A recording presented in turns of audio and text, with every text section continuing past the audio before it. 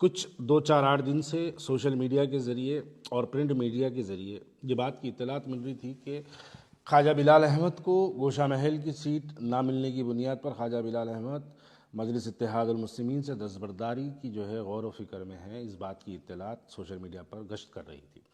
मैं आज इसकी वजाहत करने के लिए आपके दरमियान में आया हूँ।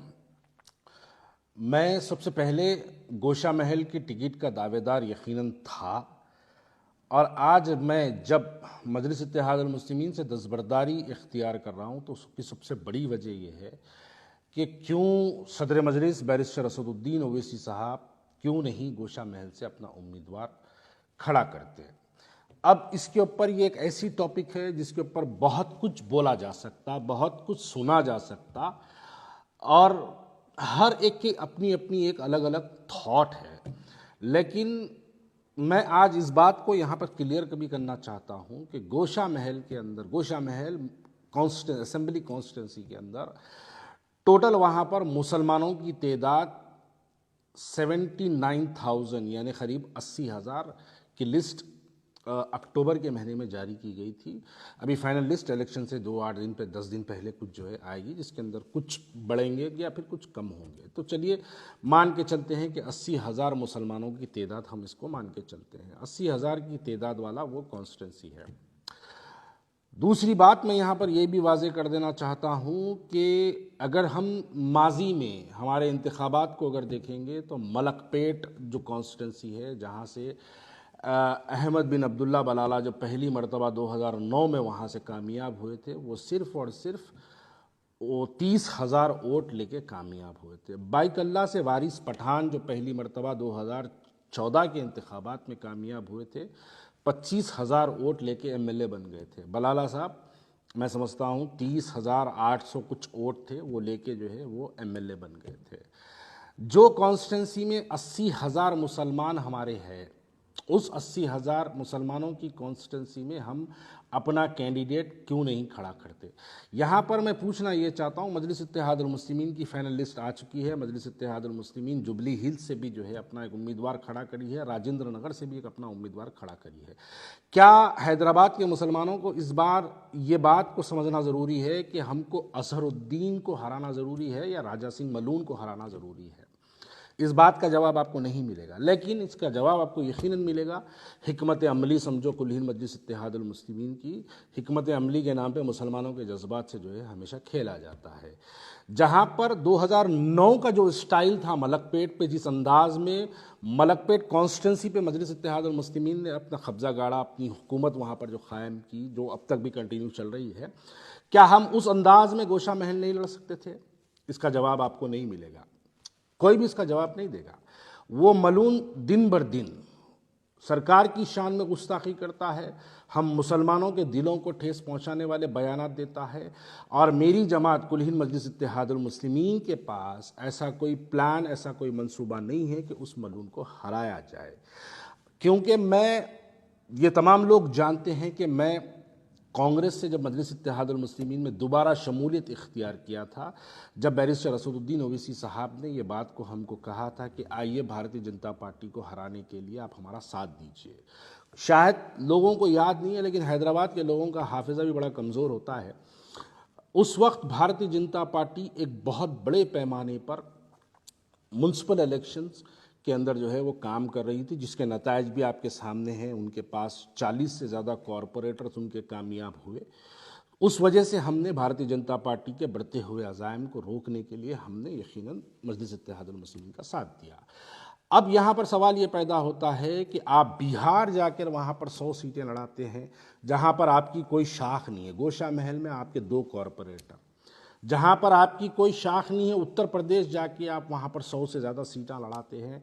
गोशा महल हैदराबाद पार्लियामेंट्री कॉन्स्टिट्यूंसी में आता है, जहाँ के एमपी खुद असदुद्दीन ओवैसी साहब है, और जो हर इंतखाबात में जब जब इलेक्शन होते हैं, पार्लियामेंट के जब भी इलेक्शन होते हैं, असदुद्दीन ओवैसी साहब वहाँ से 30-30 हज़ार, 40-40 हज़ार वोट जो है असदुद्दीन ओवैसी साहब वहाँ से हासिल करते हैं।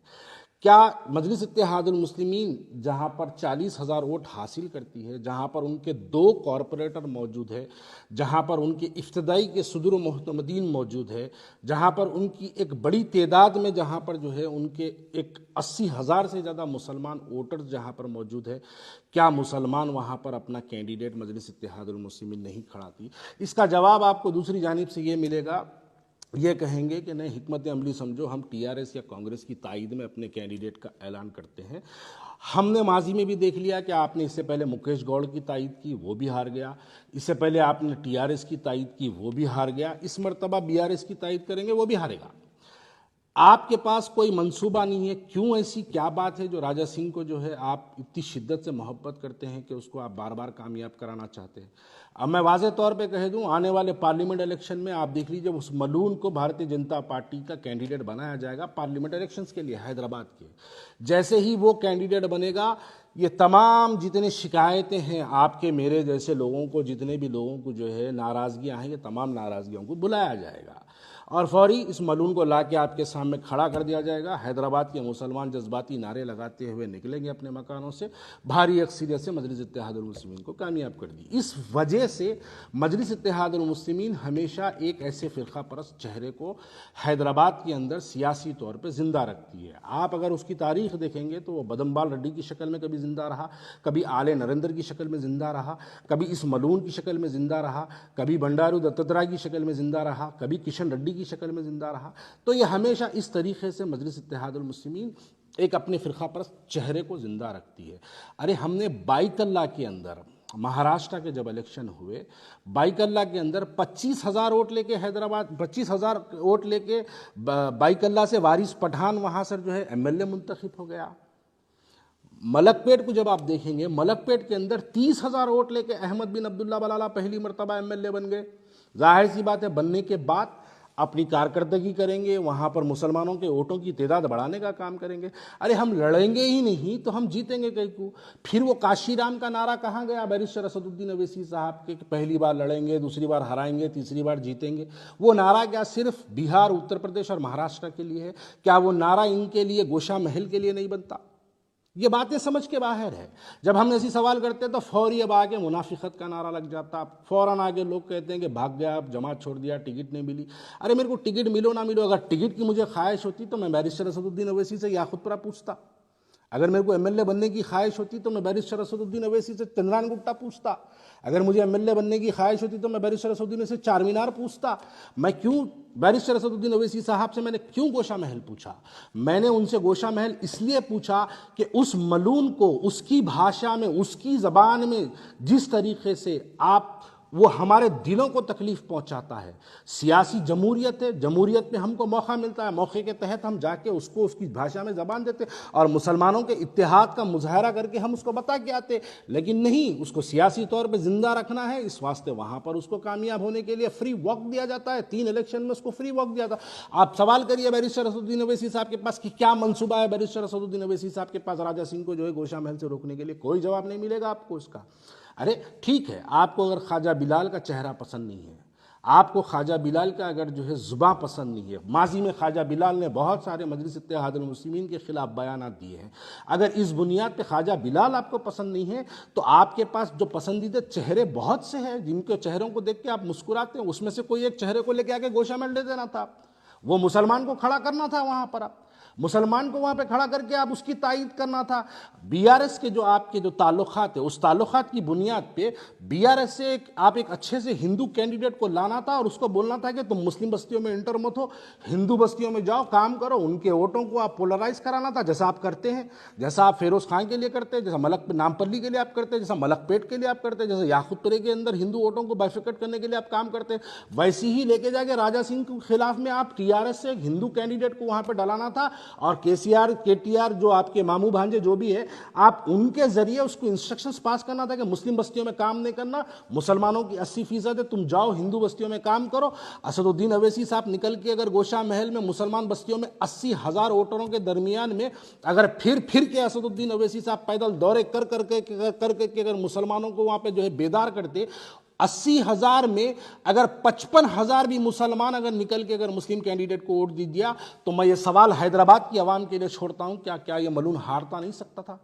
अरे जाती पैसा हम लगा देते, लोगों से चंदा मंग के लेके जाके गोशा महल लड़ा देते अगर आप किसी मुसलमान को देते। मैं अपनी जात के तौर पे अल्लाह के फजलो करम से चंदे की जरूरत नहीं है, मैं अपनी जात से 2-4-8 करोड़ लगाता, गोशा महल उसके वो मलून के खिलाफ में इलेक्शन लड़ता और ये बताता कि उसको मुसलमानों का इत्तेहाद ये होता है। लेकिन इसका कोई प्लान नहीं है आपके पास। अब उसकी आप तैयारी कर रहे हैं, उसको लोकसभा में लाने की तैयारी है, इस वजह से उसको वहां पे फ्री वॉक दिया जा रहा है। और ऐसी जमात के साथ रहना मैं नहीं समझता मेरे लिए जो है काबिल फ़ख्र हो। इसलिए इस बुनियाद पर मैं आज मजलिस इत्तेहादुल मुस्लिमीन से दस्तबरदारी का ऐलान करता हूं। मैं मजलिस इत्तेहादुल मुस्लिमीन छोड़ने का ऐलान करता हूं। आगे मैं क्या करूंगा, किसके साथ जाऊंगा भी या नहीं जाऊंगा, या सियासत में रहूंगा या नहीं रहूंगा तो किसके साथ रहूंगा, इसका ऐलान मैं सोशल मीडिया, प्रिंट मीडिया के ज़रिए मैं हमारे लोगों तक पहुंचाते रहूंगा। लेकिन ये बात बिल्कुल हैदराबाद के मेरे जैसे मुसलमान के लिए नाकाबिल कबूल है कि क्यों नहीं हम गोशा महल में, जहां पर 80,000 मुसलमान हमारे हैं, क्यों नहीं हम वहां से मुसलमान के कैंडिडेट को खड़ा करते हैं?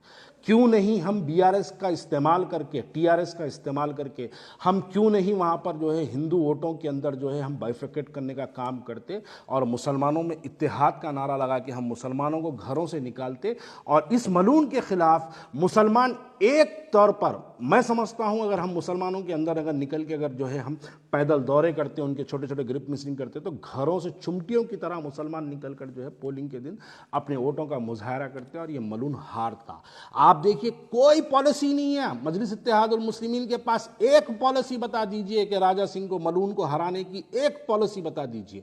नहीं, उसको सियासी तौर पे जिंदा रखना चाहते हैं। और ऐसी जमात जो इस गुस्ताखे रसूल को जिंदा रखना चाहते हैं, बखुदा ऐसी जमात के साथ मैं रहना मुनासिब नहीं समझता हूं। इसलिए आज मैं कुलीन मजलिस इत्तेहादुल मुस्लिमीन से अपना दस्तबरदारी का ऐलान करता हूं। शुक्रिया बहुत बहुत।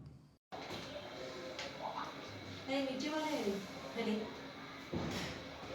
रेडी बंद